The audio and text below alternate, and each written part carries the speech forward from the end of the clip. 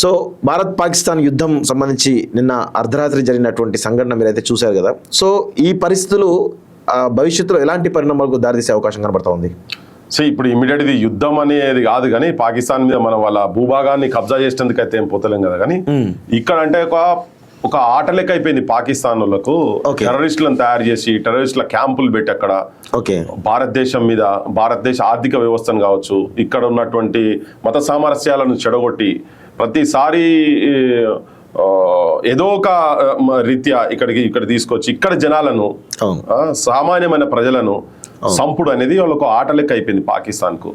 So ఇప్పటికే చాలా సందర్భాలలో మనం చాలా అంటే మన భూభాగంలోకి వచ్చి కసబ్ ఇన్సిడెంట్స్ కావచ్చు, ఇక్కడ మన దగ్గర హైదరాబాద్ లో బ్లాస్టులు అయినాయి, దేశంలో చాలా జాగాలలో బెంగళూరులో బ్లాస్టులు చేసిండ్రు.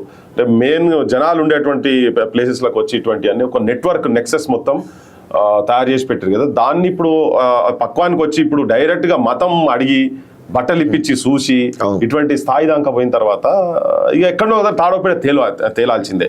ఇది ఆ స్టేజ్. అది మనం ఎకనామికల్ ఇబ్బంది పడతామా, ఇంకేమైనా ఇబ్బందులు పడతామా అని పక్కకు పడేసి ఇవాళ వాళ్ళు భారతదేశ భూభాగాన్ని మొత్తము ఏదో కన్ఫ్యూజ్ చేస్తున్నట్టుగా భయపెట్టిన సిచ్యువేషన్ తీసుకొచ్చే లెక్క దేశంలో ఉన్నటువంటి ఒక హిందూ సంబంధించినటువంటి జనాలందరినీ, అంటే నాన్ ముస్లిమ్స్ అనేటోళ్ళను వాళ్ళు ఒక హిందూ అని కూడా పక్కకు పెడితే నాన్ ముస్లిమ్స్ ఎవరైనా కాఫీర్ అనేది వాళ్ళు ప్రపంచవ్యాప్తంగా ఇలా టెర్రరిస్ట్ల భాష. అది వాళ్ళ ఏం ఖురాన్ చెప్పింది అదంతా ఉట్టి ముచ్చట, ఫాల్తు ముచ్చట. కానీ అంటే వాళ్ళు అట్లా పెట్టుకొని కూర్చున్నారు, ద్వేషించుడు ఆ మతం కాకుండా ఇంకా అందరినీ ద్వేషించు. దాన్ని మళ్ళీ కాశ్మీర్ ఇష్యూకు ఒడిగలిపి కొంతమంది తీసుకొచ్చి ఇక్కడ చేసినప్పుడు 100% ఎలా దేశంలో ఉన్నటువంటి అందరు కూడా చిన్న పెద్ద ప్రతి ఒక్కరు ఎవరు చూసినా ప్రతి ఒక్కరి గుండె గాయమైనది.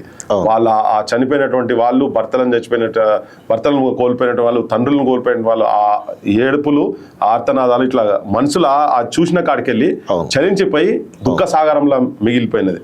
సో దీన్ని ప్రతీకారం అంటామా ఇంకేదంటామా పక్కకు పడేస్తే పాకిస్తాన్ లో ఉన్నటువంటి ఎవరైతే టెర్రరిస్టులకు సంపుడే సావే అదే మతం, వాళ్ళకు వేరే ఏ మతం అనేది ఏమి ఉండదు. అటువంటి వాళ్ళని మొత్తం ఎక్కడికాడికి ఏర్ల కాడికెళ్ళి ఉడవికి పడేసాలి. ఇప్పటికే ఆలస్యం చేసినాం, మనం చాలా ఆలస్యం చేసినాం. సైనికుల మీద మన భూభాగంలోకి వచ్చి చేస్తున్నప్పుడు మనం కూడా వాళ్ళ ఇంట్లోకి పోయి కొట్టాల్సిన అవసరం ఉన్నది. మనకు తెలుసు స్థావరాలు కూడా మనోళ్ళకి మొత్తం చాలా హోంవర్క్ చేసిండ్రు. ఇదంతా చేసిన వాటికి ఇప్పుడు ఎక్కడ కూడా వెనక ముందు జరగొద్దిగా. ఇంకొకరు కూడా మన భారతీయులు చచ్చిపోయే స్టేజ్ దాకా పోదు. అది ఏ కాస్ట్ అయినా పర్వాలేదు. కానీ ఇప్పుడు మనకే సేఫ్ లేకుంటే, జనాలకే సేఫ్ లేకుంటే వాడు ఇప్పుడు వదిలిపెడితే ఇంకెక్కడికైనా పోతారు.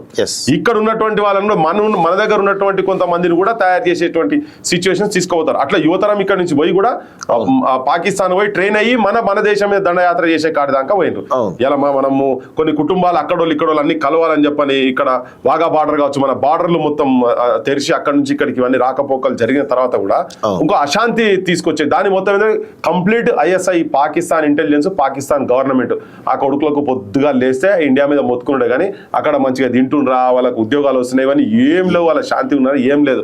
టెర్రరిస్ట్ క్యాంపులు మన దగ్గర గాలి మోటార్లు కాందహార్ లో ఇన్వాల్వ్ అయ్యేటువంటి అతను ఇలా ఇస్లామాబాద్ లో కూర్చొని హఫీజ్ సయీద్ ఇటువంటి వాళ్ళు ఆడ కూర్చొని వాళ్ళు నువ్వు నీళ్లు బంద్ చేస్తే నేను రక్తం పారుతుంది అక్కడ అని చెప్పుడు ఇది ఏంటిది, భాష ఏంటిది, వాళ్ళ కథ ఏంటిది అంటే అందుకనే అటువంటి ఎలిమెంట్స్ ను నిర్దాక్షిణ్యంగా వాళ్ళను క్రూర మృగాలెక్క చూడాల్సిందే. వాళ్ళ స్థావరాలు ఎక్కడెక్కడ అవుతున్నాయో ఏమున్నాయో మొత్తం ఆల్రెడీ ఇవన్నీ పనిచేస్తున్నాయి కాబట్టి కంప్లీట్ కొట్టేయాల్సిందే. అదే పనిలో భారత ప్రభుత్వం కూడా ఉన్నది చూపిస్తున్నది కూడా. జనం సపోర్ట్ కూడా అట్నే ఉన్నది. ఇలా ఎవరు కన్నా కొంచెం అటు ఇటు చేసినా కానీ వాళ్ళని జనం మాత్రం స్పేర్ చేసే పరిస్థితిలో ప్రజలు లేరు. ఎట్ ఎనీ కాస్ట్ ఎక్కడైనా ఈవెన్ వాడు అక్కడి నుంచి ఏం చేసినా కానీ ఆ పాకిస్తాన్ అనే దేశాన్ని ఒకవేళ వాడు న్యూక్లియర్ బెదిరించే ప్రయత్నం చేస్తున్నాడు. ఒక్కటి చేస్తే అసలు ప్రపంచ చిత్రపటంలో పాకిస్తాన్ అనేది లేకుండా చేయాలనేది ప్రతి జనం లోపల. నువ్వు ఏ యువకుని పోయినా ఎవరిని పోయినా ఇది ఎక్కడిది, ఇంత అన్యాయం ఉంటుందా, ఇంత ఘోరంగా ఉంటుందా, ఇంత పాశవికంగా ఉంటుందా, అసలు ఓ మనిషి ఇంత నిర్దాక్షిణ్యంగా ఇంత ఘోరంగా సంపాదవుతాడా అనేది. సో అది ఇక్కడ ఉన్నటువంటి వాళ్ళు కూడా కొంత సపోర్ట్ బేస్ లేకుంటే కాశ్మీర్ లో ఆ ఇన్సిడెంట్ జరగకపోవు. అటువంటి ఉన్నటువంటి వాళ్ళు కూడా గోడ మీద పిల్లులను గోడ మీద ఖతం చేయాలి. ఇప్పుడు Okay. నువ్వు ఇటుంటావా అటుంటావా అంతనే క్లియర్ కట్ గా జరగాల్సిందే. ఇక్కడ కూడా కొన్ని రాజకీయ పార్టీలు మొన్నటిదాకా 5-10 ఏళ్ల ముందు వరకు ఎంఐఎం అసంటి లీడర్షిప్ ఉన్నటువంటి వాళ్ళు కూడా ఇక్కడ నేషనల్ ఫ్లాగ్ సల్యూట్ కొట్టిన ఉదంతాలు అక్కడ కనిపించాయి. కానీ ఇప్పుడు మాత్రం పిఓకే మీద పోయి దాడి చేసి తీసుకోవాలనే కాడికి వచ్చింది. ఇలా దేశ పరిస్థితి కూడా మరీ మొత్తం సెక్యులర్ అంటే నువ్వు అన్ని తీసుకుపోయి దాసోహం చేసుడు కాదు. ఇక్కడ ఉన్నటువంటి చాలా మంది పేద ముస్లింలు వీళ్ళు చేసే హరకత్లతో వీళ్ళు కూడా ఇబ్బంది పడతా ఉన్నారు. అందుకని టెర్రరిస్టులకు ఏ మతం లేదు, ఏ కులం లేదు, ఏ ప్రాంతం లేదు. సంపుడే వానికి ఉంటది, వానికి కులమానంగా వాని ఐడియాలజీ అది కనుక దాన్ని మొత్తం మటుమాయం చేయాలి. విదేశాల్లో ఉన్నత విద్యను చదువుకోవాలని అనుకుంటున్నారా? అయితే వెంటనే ఫ్లైగ్రాడ్ ఓవర్సీస్ ఎడ్యుకేషన్ కన్సల్టెన్సీని సంప్రదించండి.